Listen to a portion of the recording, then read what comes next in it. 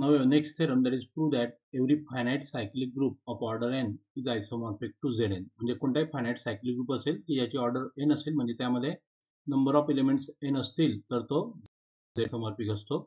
So let G is equal to cyclic group generated by A of order n. म्हणजे यामध्ये n elements असतील.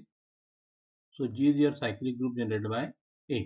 म्हणजे G चा प्रत्येक एलिमेंट हा एच्या पॉवर मध्ये असेल. आता त्याची ऑर्डर n आहे, त्याच्यामुळे आपल्याला काय मिळेल, a raised to n is equal to identity. So therefore we have a raised to n is equal to identity and G is equal to cyclic group generated by A. It contains n elements that are e a a square up to a raised to n minus 1.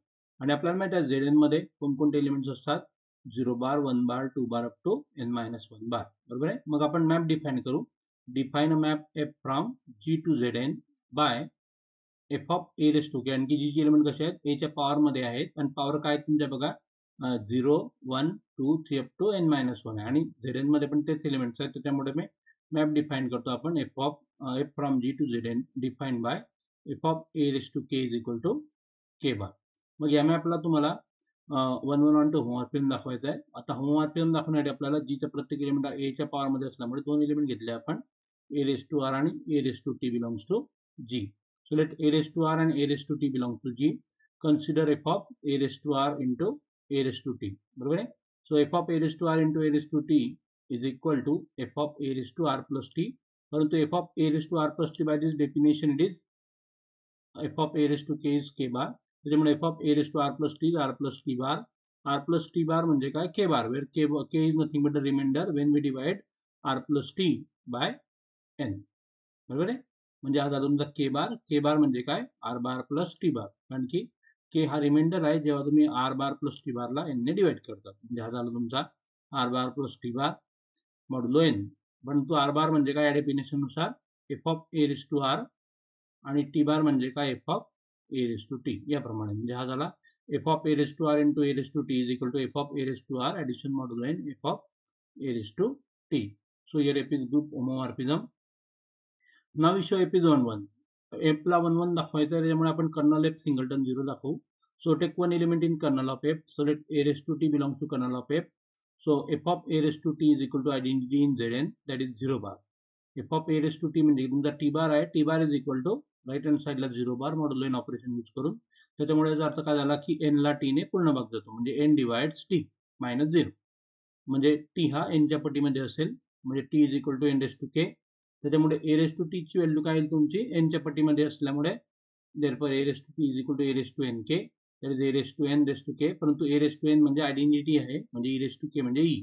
म्हणजे A raise to T तुमचा identity element झाला त्या group मधला. त्याच्यामुळे kernel of F मध्ये फक्त singleton identity असेल. So from that we can say F is 1 1 function. आणि clearly by definition, see the definition of F, this definition. So by this definition F is onto, कारण की इथे के बार असतो तेव्हा इकडे के असतोच, त्याच्यामुळे clearly by definition f is onto. So thus f is 1 1 onto homomorphism. So therefore it is an isomorphism. So thus f is the map from G to Zn is an isomorphism. So G is isomorphic to Zn. So thus here every finite cyclic group of order n is isomorphic to Zn. Now next theorem, that is prove that every infinite cyclic group of order every infinite cyclic group is isomorphic to Z.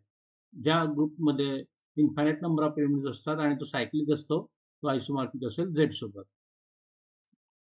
मग आपला आपण G घेतला, G is nothing but the cyclic group generated by A which is infinite. तो cyclic group generated by A म्हणजे प्रत्येक element त्याचा A raise to एनच्या power मध्ये असेल.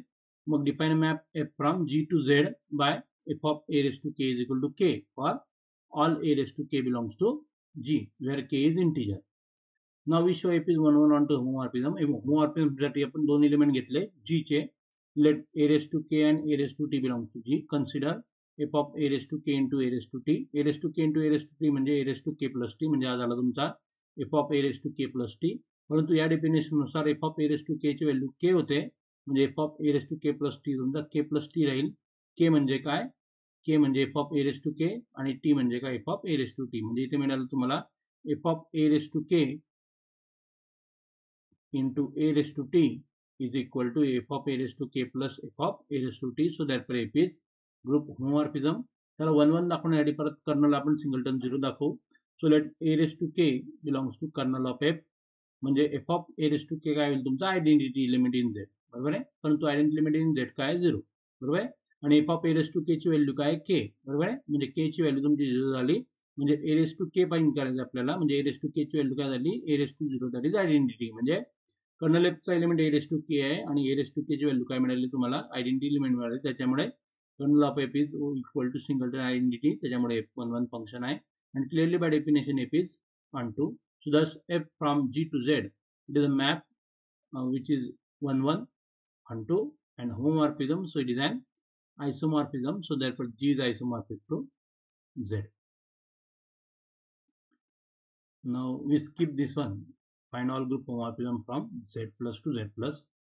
Then again we show next example, show that the group Z4 with operation addition modulo 4 is isomorphic to Z5 dash with operation multiplication modulo 5. So we know that Z4 is nothing but the group under addition modulo 4 with element 0 bar, 1 bar, 2 bar, 3 bar, and Z5 dash is the group under multiplication modulo 5 operation. This cyclic group and with elements Z5 dash चे element कोणकोणते आहेत की ज्यांचा GCD 5 सोबत 1 असेल असे Z5 चे element ते कोणकोणते आहेत, 1 बार, 2 बार, 3 बार आणि 4 bar. So which is cyclic group of order 4 generated by 2 bar. कारण की Z5 डॅशचा प्रत्येक एलिमेंट हा 2 बारच्या पॉवर मध्ये तुम्हाला लिहिता येईल, बरोबर आहे. 2 bar is 2, 1 is 2 bar, 2 bar square is 4 bar, 2 bar cube म्हणजे 2 into 2 into 2 that is 8 modulo 5 it is A3 and 2 bar is to 4 म्हणजे 16 modulo 5 it is 1.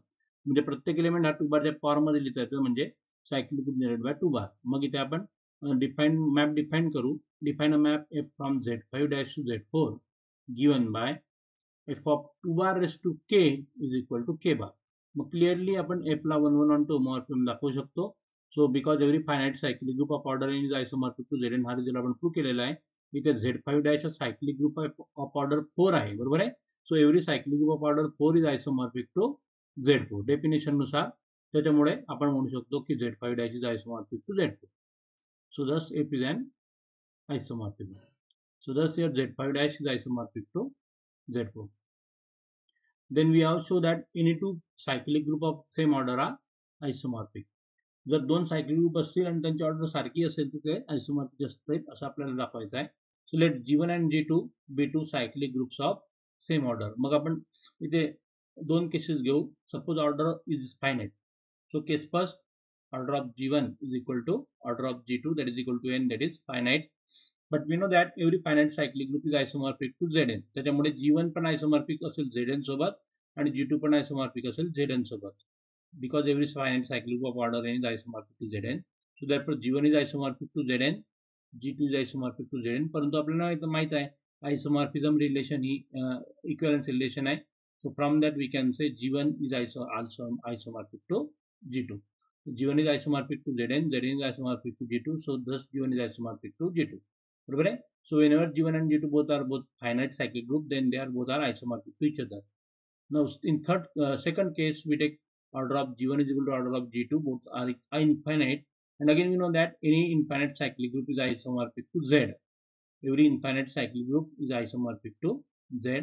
So therefore G1 is isomorphic to Z, G2 is isomorphic to Z. But again we have G1 is isomorphic to Z, Z is isomorphic to G2, so therefore G1 is isomorphic to G2. Thus any two cyclic group of same order are isomorphic to each other. दोन question MCQ साठी लक्षात ठेवा. Every finite cyclic group of order n is isomorphic to Zn, and every infinite cyclic group is isomorphic to Z. So remember that finite cyclic group असेल तर तो Zn सोबत isomorphic असेल आणि infinite cyclic group असेल तर तो Z सोबत isomorphic असतो.